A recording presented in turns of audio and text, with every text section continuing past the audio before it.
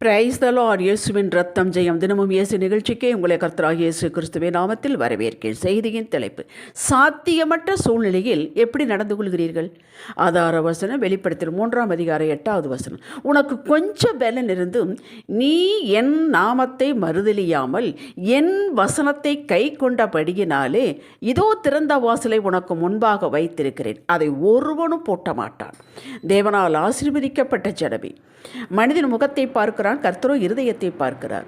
இருதயங்களையும் உள்ளந்திரியங்களையும் சோதித்து அறிகிறார் என்று வேதம் சங்கீதம் 7:9. அவர் நம்மை சோதித்து டெஸ்ட் வைத்து பின்தான் அவர் அறிய வேண்டும் அவசியம் அவருக்கு இல்லை. எண்ணங்கள் உண்டாகும் முன்னே அவற்றை அறிகிறவர், நாவிலே சொல் பிரபாவம் முன்னே அவற்றை அறிகிறவர். அவருக்கு எந்த டெஸ்ட்டும் தேவையில்லை. நம்மை அறிவதற்கு அவருக்கு தேவையே இல்லை. யோவான் 1ஆம் அதிகாரத்தில் பிலிப்பு நாத்தான் வேலை இயேசுவிடம் அழைத்து வருகிறார். இயேசு நாத்தான் வேலை பார்த்து, இதோ கபடற்ற உத்தம இஸ்ரவேலன் என்றார். இதற்கு நாத்தான்வேல், நீர் எப்படி அறிவீர் என்றான். இயேசு, பிலிப்பு உன்னை அழைக்கிறதற்கு முன்னே நீ அத்திய மரத்தின் கீழ் இருக்கும்போது உன்னை கண்டேன் என்றார். உடனே நாத்தான்வேல், ரபி, நீ தேவனுடைய குமாரன், நீ இஸ்ரவேலின் ராஜா என்றான். இயேசுவின் இந்த வார்த்தை நாத்தான்வேலுக்கு அவர் யார் என்று வெளிப்பாடு பெறுவதற்கு போதுமானதாயிருந்தது. நமக்கு எத்தனை உள்ளுணர்வுகள் கொடுத்தும் நாம் இன்னும் வாக்கின் மீது சந்தேகம் கொண்டவர்களாகவே இருக்கிறோம். அப்போது டெஸ்ட் அவருக்கு தேவையில்லை. பின்ன ஏன் சோதித்து அறிகிறார் என்று வேதம் சொல்லுகிறது? சோதனையில் நம்மை நமக்கே காட்டுகிறார். மகனே, மகளே, உன்னை எனக்கு நன்றாய் தெரியும். நீயோ மற்றவர்களோ உன்னை பற்றி சொல்ல வேண்டிய அவசியம் எனக்கு தேவையில்லை. ஆனால் உன்னை பற்றி நீயே அறிந்து கொள்ள வேண்டும். பணம் இருந்தால் நடவடிக்கை எப்படி? அது குறைந்தால், அது தேவைக்கும் கூட போதுமானதாக இல்லை என்றால், அப்பொழுது இல்லவே இல்லை பணம் என்றால், அப்பொழுது உன் நடவடிக்கை எப்படி இருக்கும் என்பதை நான் அறிவேன். அதை நீ அறிய வேண்டும் என்பதற்காகத்தான் இந்த சோதனை. சரீரத்திலும் மனதிலும் சிறிதளவு பலனே இல்லை. விசுவாசம் சிறிதளவு தான் இருக்கிறது, அவிசுவாசம் தான் நிறைய இருக்கிறது, பயம் இருக்கிறது, சந்தேகம் இருக்கட்டும். இப்படிப்பட்ட சமயத்தில் எப்படி நடந்து கொள்கிறாய் என்பதை காட்டத்தான் இந்த சோதனை. அடுத்து, சிறிதளவு தான் இருக்கிறது, சில சமயங்களில் இல்லவே இல்லை, எல்லாவற்றும் வறட்சி. இப்படிப்பட்ட சூழ்நிலை எப்படி என்னை தேடுகிறாய்? எப்படி என்னை கனப்படுத்துகிறாய்?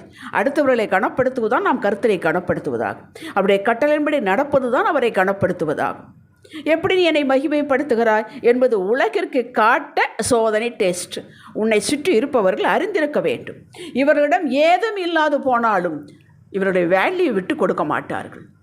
கர்த்தரே மறந்து விட்டாரோ என்று நினைக்கும் அளவிற்கு வேதனைகள் பாடுகள் வந்தாலும் இவர்கள் கர்த்தரை விட்டு கொடுக்க மாட்டார்கள் என்ற சாட்சி உனக்கு வேண்டும் என்பதில் நான் ஆவலாக இருக்கிறேன் என்கிறார்.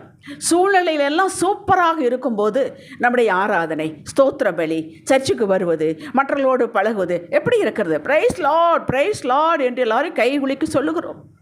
வீட்டில் ஏதோ ஒரு பிரச்சனை, சின்ன பிரச்சனையோ பெரிய பிரச்சனையோ, சிரமம், கடன், அவமானம், அப்படி இருக்கும் சமயத்தில் நம்ம சபைக்கு வரும்போது எப்படி நடந்து கொள்கிறோம்? கூனி குறுகி போய் ஓரத்தில் போகக்கூடாது.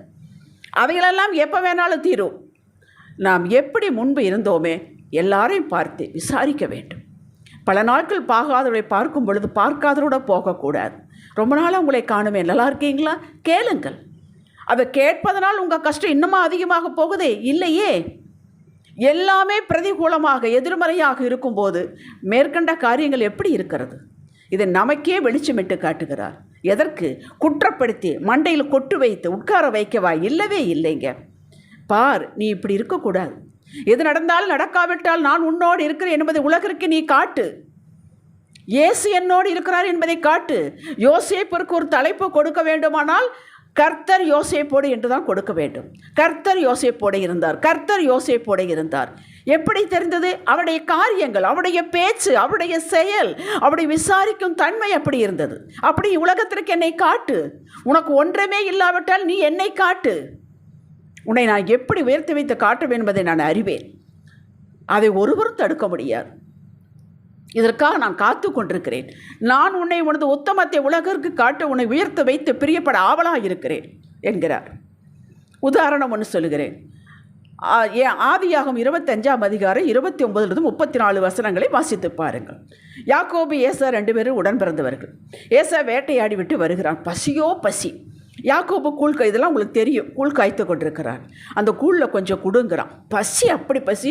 ஆனால் ருசியோ அப்படி மனமாக இருக்குது. உன்னுடைய சேஷ்ட பாகத்தை விற்று போட்டு தருகிறேன் என்கிறார்.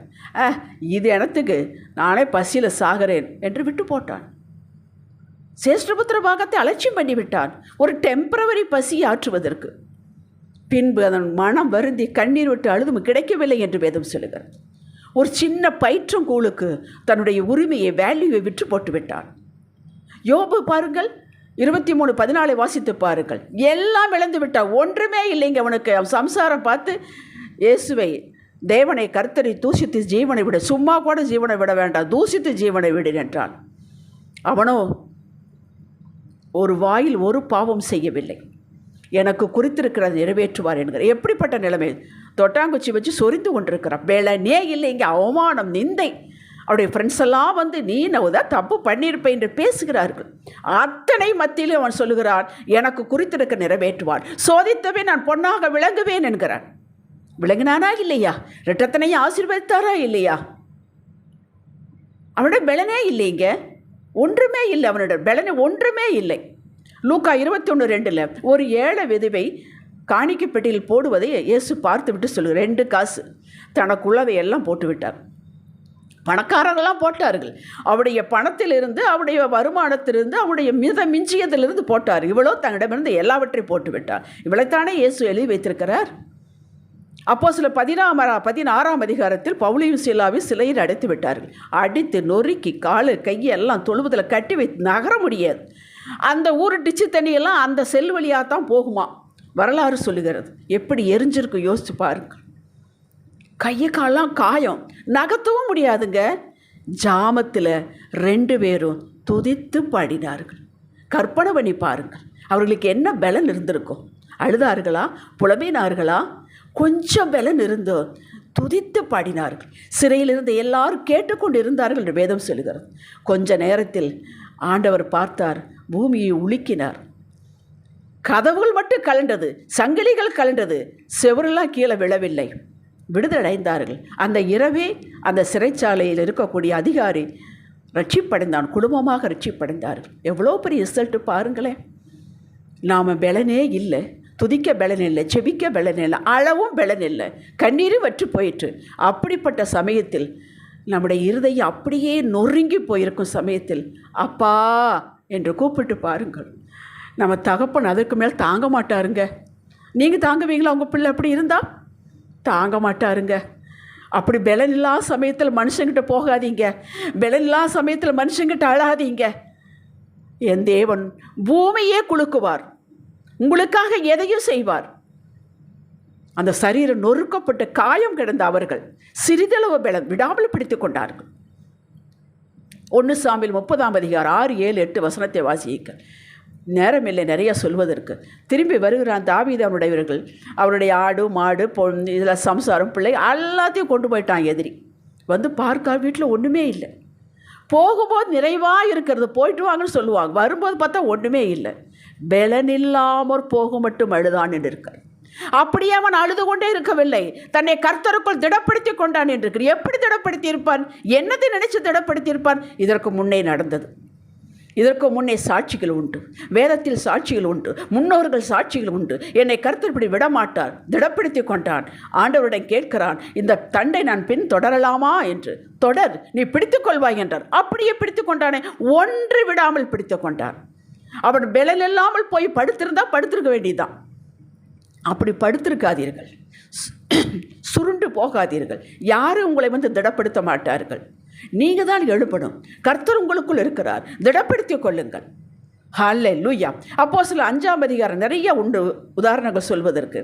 40, 41, 42 வசனங்களில் அப்போஸ்தலரை அடித்து நொறுக்கி இனிமேல் இயேசுவை பற்றி பேசக்கூடாது, அந்த நாமத்தை குறித்து பேசக்கூடாது என்ற கட்டளை கொடுத்தார்கள். அவர்களோ உங்களுக்கு கீழ்ப்படுகிற காட்டில் தேவனுக்கு கீழ்ப்படுவது அதிகம் இல்லையா என்று சொல்லி பலனே இல்லைங்க. ஆனாலும் தினந்தோறும் தேவாலயத்தில் வீடுகளையும் இடைவிடாமல் உபதேசம் பண்ணி இயேசுவே கிறிஸ்து என்று பிரசங்கித்தார்கள். விட்டுட்டாரா ஆண்டவர்? 3000, 5000 என்றவர்கள் கொடுத்தார். இன்றளவும் அப்போஸ்தலர் பேசப்படுகிறார்கள். சபைகள் விஸ்தாரமாகிறது. நினைத்துத்தான் பாருங்களேன். மத்தேயு 15ஆம் அதிகாரம் 26, 27 வசனங்களில் ஒரு கானானிய ஸ்திரீ தன் பிள்ளை சுகவீனமாய் பிசாசு பிடித்தவளாய் இருக்கிறார், சுகம் கொடுங்கள் என்றார். ஆண்டவர் அவளை சோதிப்பதற்காக, நான் பிள்ளைகளின் அப்பத்தை எடுத்து நாய்களுக்கு போட மாட்டேன் என்றார். ஆமாண்டவரே, தன்னை தாழ்த்தினாள். பெலனே இல்லை, அவமானம். இயேசுவே அவமானப்படுத்துகிறார். எதற்காக? அவளுடைய அறிவதற்காக. அவள் சொன்னால், ஆமாண்டவரே, நாய்க்குட்டிகள் எஜமானுடைய மேசையிலிருந்து விழு துடுக்கிகளை தின்னுமே என்கிறார். தாழ்த்தினாள். உடனே சுகம் கொடுத்தார். மார்க் 5:36 யாவீர் பிள்ளை இறந்து விட்டால் என்று செய்தி வந்துவிட்டது. ஆனாலும் நொறுக்கப்பட்ட நிலையிலும் அவன் அந்த கொஞ்ச விசுவாசம், ஆண்டவர் பயப்படாதே, விசுவாசமுள்ள இரு என்று சொன்னாரே என்று மனதில் வைத்துக்கொண்டு அமைதியாக வந்தான். பிள்ளை எழுப்பி கொடுத்தாரே.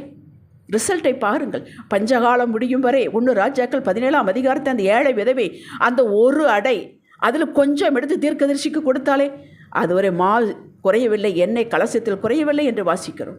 மக்களே, உங்களிடம் என்ன இருக்கிறது, எவ்வளவு இருக்கிறது, எல்லாம் அறிவார்.